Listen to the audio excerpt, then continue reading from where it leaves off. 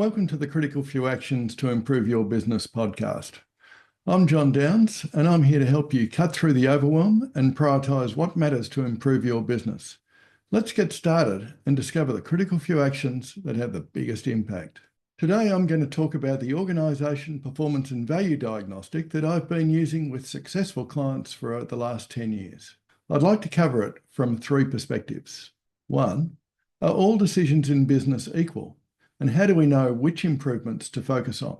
2, how do you assess each area of the business systematically and then prioritise those critical few actions that, if you did nothing else, would have the biggest impact on delivering your vision?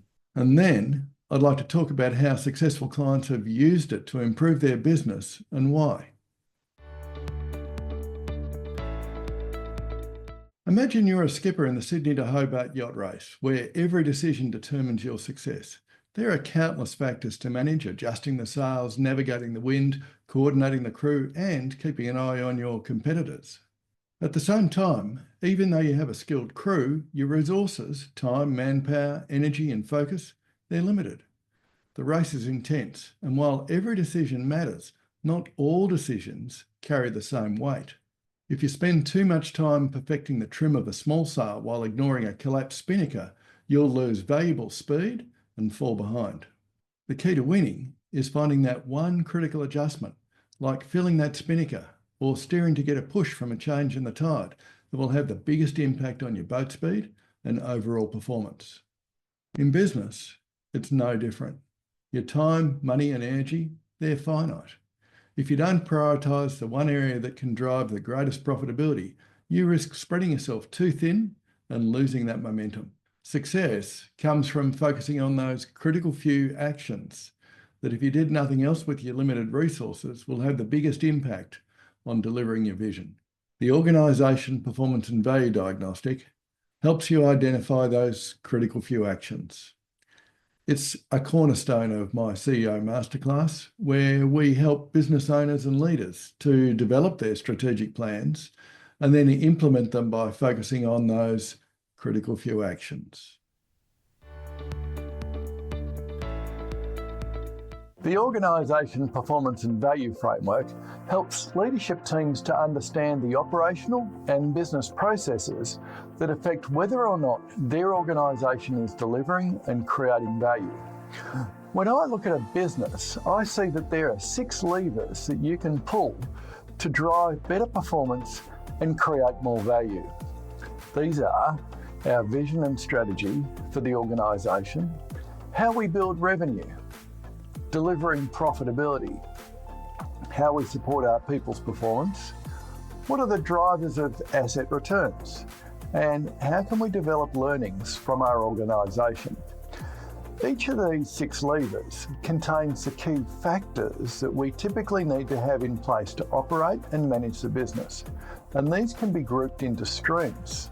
So let's look into them one by one. The first lever is our vision and strategy, where we get clear on our why and vision of success. And then we set a strategy of how we can get from where we are today to achieve this vision. This is often supported by a series of supplementary plans like an annual business plan, a budget, capital expenditure, and communications to keep your team on board. The second lever is how we build revenue through its 3 streams of marketing, products, and sales. There are factors for each of them. The third lever is how we deliver profitability through the 2 streams of gross profit and net profit factors. How can we support our people to perform as well as possible? This is shown in the 4th lever through supporting both the leadership and our team. The 5th lever is how we drive returns from our assets so as to improve the value of the organisation and the utilisation of our assets. And finally, the 6th lever is we look at what can we learn from our organisation that will help us to manage the organisation's performance going forward. These 6 levers give you a sense of the key streams of activity to be managed to deliver the business. You may not have all of these in place and they may not be called the same things as this, but in essence you'll see most of these are reflected across your business, whether you are online or bricks and mortar, services or products, local or international, single site or multi-site. I feel it's vital that you and your leadership team run your eye over how well you are meeting your customers and your own expectations for each of these at least every 6 months. And allocate responsibility for each to one person. So what you can see here is that there's a whole range of factors and processes that underpin the value of your organisation and the way that it performs. Now, there's too many things to try and tweak simultaneously. So what we do with the OPV, Critical Few Actions assessment, is we go through and self-assess each of those streams of factors and get a report to you that gives you a rating. It also gives you a radar diagram to show where your relative strengths and weaknesses are, and that allows you to then focus in on what are the critical few actions that you need to focus on for the next 6 months to improve your business and help you deliver your vision going forward. If you need to update your report after the session, then you can go back and amend it or simply just redo it with your teams.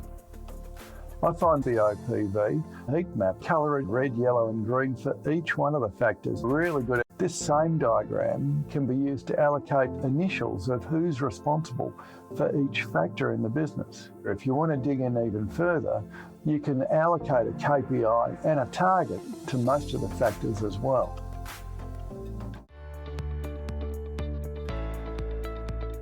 Why do we need to do a detailed assessment of our business? Well, it's a bit like a football team. You've got a myriad of players on the football team. They've got a set of positions that they need to actually perform, a set of skills that they've got to be able to deploy. Their whole objective is advance the ball forward so that they can score a goal. They also need to be able to defend against the other team from doing exactly the same thing. It's that assessment of understanding what their performance is like and whether they're on track or not, which is really essential. You can't fix 18 people all at once. The same thing happens in your business. We've got to be able to do an assessment of each of the areas in the business. You know, there's 6 key areas: vision, revenue, profitability, people, assets, and the performance measures of the business. We've got to look at each of those factors. And we then need to be able to actually say, okay, where are we at on those? And then more importantly, which ones are the ones that if we did nothing else are going to have the biggest impact on us scoring a goal. Why do you believe that it is so important to do this assessment? Well, really what it comes down to is I've been doing this for a lot of years, just over 40. I've worked with hundreds of businesses. And one of the things that I've found is that in the early parts of career is that, you know, anybody could go into a business and find 20, 30 different things to fix. Any business owner could actually go into their own business and find 20 or 30 things to fix. And frankly, that's unhelpful. Because what actually happens is that if you've got 20, 30 things to focus on, you're focusing on nothing. And nothing changes. You might have the idea of, I'll fix this thing this week, and then something comes up, and then you're trying to fix something else next week, and so on and so forth, right? But the reality is, you're not making any real traction. So focusing actually helps you focus on one thing and try and improve it. There's a bigger issue. And the bigger issue is that, and I see this a lot of the time when I'm dealing with businesses, is that it really creates anxiety amongst the staff because they've got no idea what you're doing.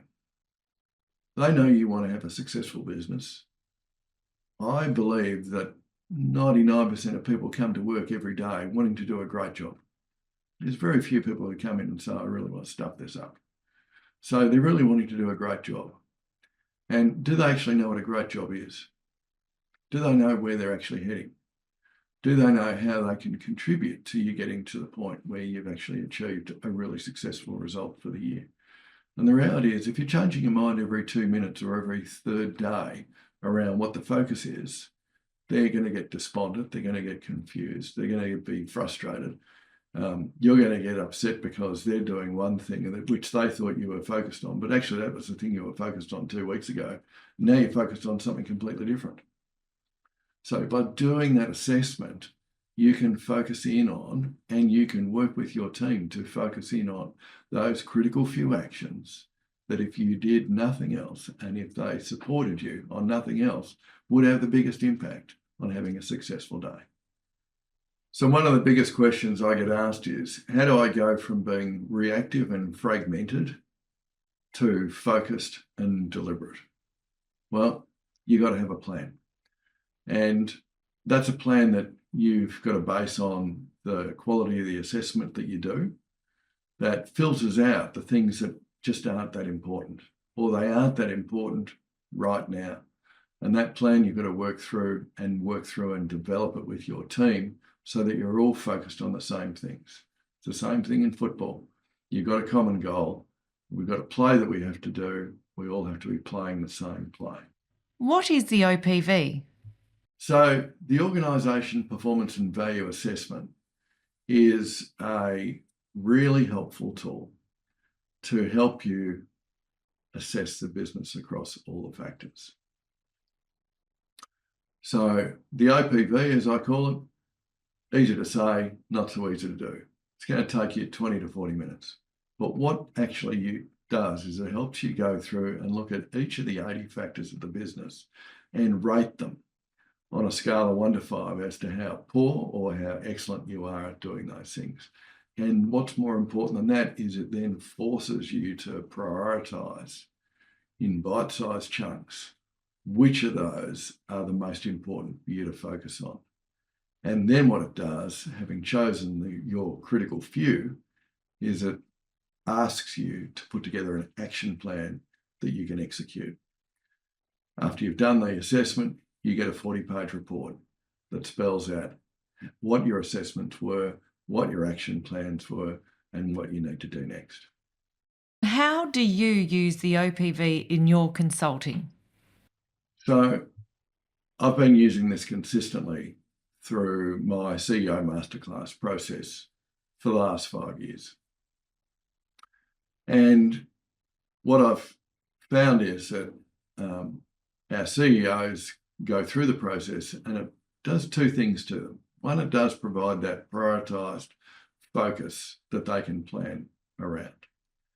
And it helps them actually focus on that every month with their teams, and they can see material differences. The other thing that it does is it provides a common understanding of actually how a business fits together. And that's actually really educational, not only for the business owner, but also for their senior leaders. So they're all on the same page as to what they're focusing on. You know, I think about Jaden, who was in my masterclass last year.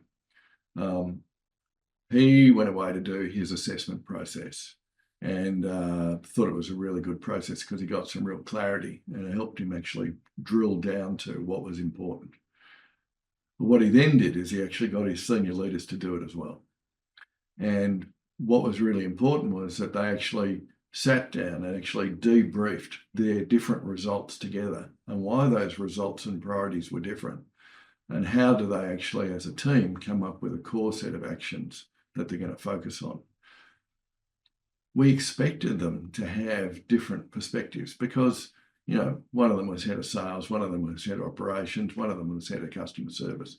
So you expect that, but what's really powerful is when you're actually comparing and having those conversations, that groupthink actually helps you distill down to what we are going to work on, not just what I'm going to work on. And that's really powerful. Have a great day.